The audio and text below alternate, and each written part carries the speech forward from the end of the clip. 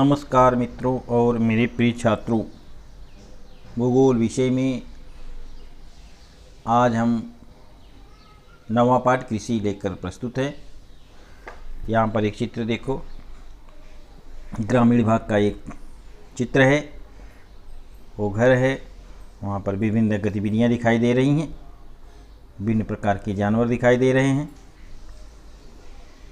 आकृति 9.1 देखो, निम्न प्रश्नों के आधार पर कक्षा में चर्चा करो। चित्र में क्या क्या दिखाई दे रहा है? बकरियां मुर्गियां क्यों पाली जाती होंगी? चित्र में कौन से औजार दिखाई दे रहे हैं? इन औजारों का उपयोग किस लिए करते होंगे? चित्र में दिखाई गई कृतियाँ किस व्यवसाय प्रकार के अंतर्गत आती हैं? इन लोगों का मुख्य व्यवसाय कौन सा होगा? चित्र में दिखाया गया घर किसका होगा? दैनिक जीवन में उपरोक्त में से तुम किन उत्पादनों का उपयोग करते हो? भौगोलिक स्पष्टीकरण। ऊपर दिए गए चित्र में खेत की फसलें, घर के पास में हल की फाल, इससे पता चलता है कि किसान का घर है। किसान बकरियां, गायें, भेड़ें, मुर्गियां पालता है। ये बातें भी चित्र में दिखाई दे रही हैं। इनसे उसे दूध, अंडे आदि उत्पादन प्राप्त होते हैं। मुर्गियों बकरियों को बेचकर उसे पैसा मिलता है। ये सभी कार्य जीवन यापन के लिए करता है और ये सभी कार्य कृषि के अंतर्गत किए जाते हैं। ये कृषि के पूरक व्यवसाय होते हैं। कृषि व्यवसाय विस्तृत क्षेत्र है। अनाज, वस्त्र जैसी आवश्यकताओं के लिए वनस्पति एवं प्राणियों का उपयोग होता है। फसलों के उत्पादन के साथ ही मवेशी, बकरियां, भेड़ें, मुर्गी पालन भी किया जाता है। साथ ही रेशम के कीड़े पालना, मधुमक्खी का पालन, फूल बाग, फल बगीचे, मत्स्य, वराह पालन, एमू पालन आदि व्यवसायों का भी समावेश कृषि व्यवसाय में किया जाता है। कृषि व्यवसाय में मानव संसाधन, प्राणी, औजार जैसे विविध साधन उपयोग में लाए जाते हैं। आधुनिक तकनीकी ज्ञान का उपयोग भी किया जाता है। कृषि व्यवसाय में कृषि सबसे प्रमुख एवं महत्वपूर्ण व्यवसाय माना जाता है। यहाँ दूसरा चित्र देखते हैं। पारंपरिक से आधुनिक कृषि से संबंधित कृतियाँ। पहले किस प्रकार खेती की जाती थी, अब धीरे धीरे किस प्रकार से खेती पारंपरिक से आधुनिक तरफ खेती बढ़ती जा रही है। चित्रों का निरीक्षण करो। चित्रों में कौन से परिवर्तन दिखाई दे रहे हैं, इन पर चर्चा करें। पारंपरिक कृषि पद्धति और आधुनिक कृषि पद्धति में अंतर क्या है? भौगोलिक स्पष्टीकरण। इन विषयों पर उपरोक्त चित्रों का अध्ययन करने पर कृषि में आए हुए परिवर्तन हमारे ध्यान में आते हैं। प्राचीन काल में आदि मानव जंगलों में भटकता था, वहाँ प्राप्त होने वाले उत्पादनों पर अपना जीवन निर्वाह करता था। उसके पश्चात उसे कृषि की कल्पना सूझने पर उसने भूमि से अधिक उत्पादन प्राप्त करना शुरू किया। प्राप्त अनाज में से वह पूरे वर्ष के लिए खाद्यान्न का प्रावधान करने लगा। कृषि फसलों के साथ साथ पशुपालन, मत्स्य पालन, मधुमक्खी पालन, फूलों की खेती, फलों की खेती द्वारा मानव उत्पादन लेने लगा। प्राचीन काल के घुमंतु जीवन को छोड़कर वह एक ही स्थान पर स्थायी निवास कर कृषि से संबंधित विभिन्न व्यवसाय करने लगा।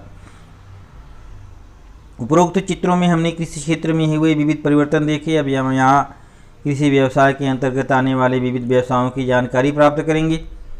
इन व्यवसायों को विविध उत्पादनों का हम प्रतिदिन के जीवन में उपयोग करते हैं।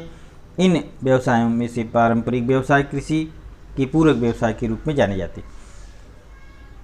पशुपालन, अलग अलग पशुओं को पालकर उससे विविध उत्पादन प्राप्त करना, उनका विविध कार्यों के लिए उपयोग करना, अपना जीवन निर्वाह करना, यह पशुपालन का मुख्य उद्देश्य है। मवेशी पालन, गाय, बैल, भैंस, भैंसा आदि पशु कृषि कार्य के लिए पाले जाते हैं। कृषि कार्य में उपयोग में आने वाले दुधारू पशुओं का भी पालन एक व्यवसाय है। यह भी मिश्रित कृषि का एक अविभाज्य भाग है, जिसका स्वरूप आधुनिक व्यवसाय के रूप में हो गया है। भारत में इस व्यवसाय का स्वरूप आजकल बदल गया है। व्यापारिक सिद्धांत पर पशुपालन व्यवसाय मुख्य रूप से दूध व मांस उत्पादन के लिए ही किया जाता है। बकरियां व भेड़ पालन, यह पारंपरिक व्यवसाय है। बकरियों व भेड़ पालन पहाड़ी क्षेत्रों तथा अर्ध उजाड़ शुष्क जलवायु के प्रदेशों में किया जाने वाला व्यवसाय है।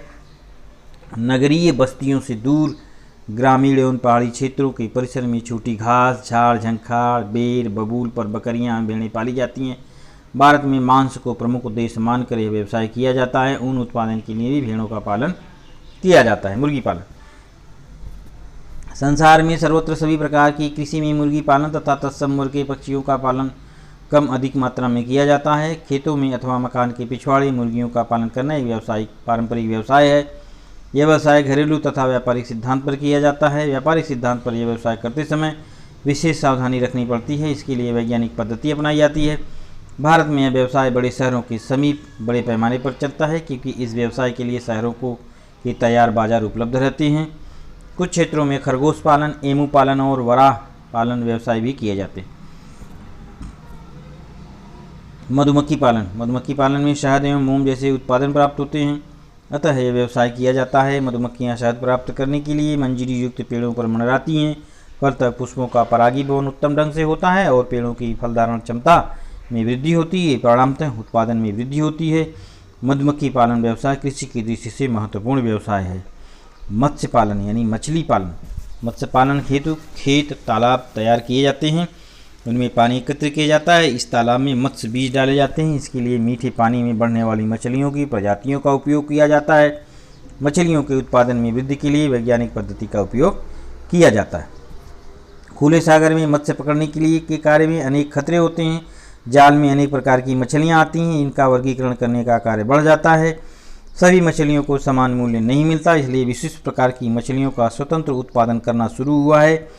इसी में से मत्स्य कृषि का विकास हुआ। बाम, रोहू, रावस, सैल्मन, कोलंबी, झींगा आदि का उत्पादन मत्स्य कृषि में लिया जाता है। रेशम की खेती। रेशम का धागा अर्थात एक विशिष्ट प्रकार के कीड़े के कोश का धागा होता है। ये धागे अत्यंत सूक्ष्म और चीमड़ होते हैं। इनसे मुलायम वस्त्र बनाए जाते हैं। कोशों से धागों का निर्माण एवं धागों से वस्त्र का निर्माण ये दोनों स्वतंत्र व्यवसाय हैं। इनका समावेश किसी वर्ग में नहीं है। किसानों को रेशम के कीड़ों के बीज विविध संस्थानों द्वारा दिए जाते हैं। रेशम के कीड़ों का मुख्य खाद्य शहतूत के पत्ते हैं। शहतूत का वृक्ष कम से कम 15 वर्षों तक जीवित रहता है, जिसके कारण प्रतिवर्ष लागत में बचत होती है। नर्सरी पौधा व्यवसाय। विगत कुछ वर्षों में फूल उत्पादन, औषधि एवं सुगंधित वनस्पति और अन्य वृक्ष खेती जैसे खेती से संबंधित परंतु विभिन्न स्वरूप के उत्पादन क्षेत्रों में वृद्धि हो रही है। ऐसे उत्पादनों के लिए उत्तम और गुणवत्तापूर्ण पौधों, कलमों, कंदमूलों और बीजों की आवश्यकता होती है। इसी में से नर्सरी व्यवसाय का उद्गम हुआ है। इस व्यवसाय द्वारा आर्थिक लाभ ही अधिक होता है। हरित कृषि क्या तुम जानते हो? कम क्षेत्र में अधिक से अधिक उत्पादन प्राप्त करना और भूमि, जलवायु, उष्णता, आर्द्रता, नमी जैसे प्राकृतिक घटकों पर पूर्ण नियंत्रण रखते हुए अधिक आर्थिक लाभ प्राप्त करा देने वाली नगदी फसलों का उत्पादन लेने के लिए हरित गृहों का उपयोग किया जाता है। हरित गृह कृषि यह वर्तमान काल की अत्यधिक विशेष प्रकार की कृषि पद्धति है। हरित गृह बनाने के लिए लोहे के पाइप का ढांचा और प्लास्टिक की चादर, कागज का उपयोग किया जाता है। पानी, प्रकाश और तापमान का नियंत्रण तथा अनुकूलन वातावरण द्वारा फसलों को रोगों से बचाना इसका प्रमुख उद्देश्य है। लिली, जरबेरा जैसे अत्यधिक आर्थिक लाभ देने वाले फूलों की खेती में व्यापारिक सिद्धांत पर हरित गृहों का उपयोग बड़े पैमाने पर किया जाता है। यहाँ देखो हरित गृह कृषि का एक नमूना यहाँ दिया गया है। कृषि के प्रकार। किसी प्रदेश की भौगोलिक विविधता एवं सांस्कृतिक भिन्नता, तकनीकी भिन्नता के आधार पर कृषि की विभिन्न पद्धतियों का उदय हुआ है। कृषि का उद्देश्य ली जाने वाली फसलें, कृषि करने की पद्धति, उपयोग में लाए जाने वाले यंत्र, भूमि का उपयोग आदि पर कृषि का प्रकार निर्भर करता है। सामान्य रूप से कृषि के निम्न प्रकार किए जाते हैं। कृषि के प्रकार। निर्वाह कृषि, व्यापारिक खेती। निर्वाह कृषि के दो प्रकार, स्थानांतरित कृषि, गहन कृषि, व्यापारिक खेती के विस्तृत कृषि, बागानी कृषि, मंडी बागानी कृषि, फलोत्पादन कृषि। अब आते हैं हम निर्वाह कृषि की तरफ। पारंपरिक कृषि के दो प्रकार, गहन कृषि और स्थलांतरित कृषि होते हैं। गहन कृषि एक ही भूमि पर अनेक वर्षों तक की जाती है। स्थानांतरित कृषि में हर बार नई भूमि पर खेती की जाती है अथवा निश्चित कालावधि के बाद उस भूमि पर फिर से कृषि की जाती है। गहन कृषि कम से कम क्षेत्र में अधिक से अधिक उत्पादन प्राप्त करने की पद्धति को गहन कृषि कहा जाता है। अधिक जनसंख्या अथवा वास्तव में भूमि क्षेत्र ही कम होने पर प्रति व्यक्ति कृषि भूमि का परिमाण कम होता है। यह कृषि प्रमुख रूप से विकसनशील प्रदेशों में पाई जाती है। इस कृषि से मिलने वाले अनाज से केवल परिवार की आवश्यकता ही पूर्ण की जा सकती है।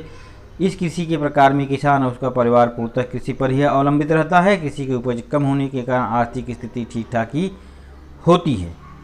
इस कृषि में केवल प्राणिज ऊर्जा का ही उपयोग अधिक होता है। इस कृषि में खाद्यान्न के अलावा सब्जियां भी उगाई जाती हैं। बाकी दूसरे कृषि के जो प्रकार हैं और इस पाठ का जो शेष भाग होगा हम दूसरे वीडियो में बताएंगे।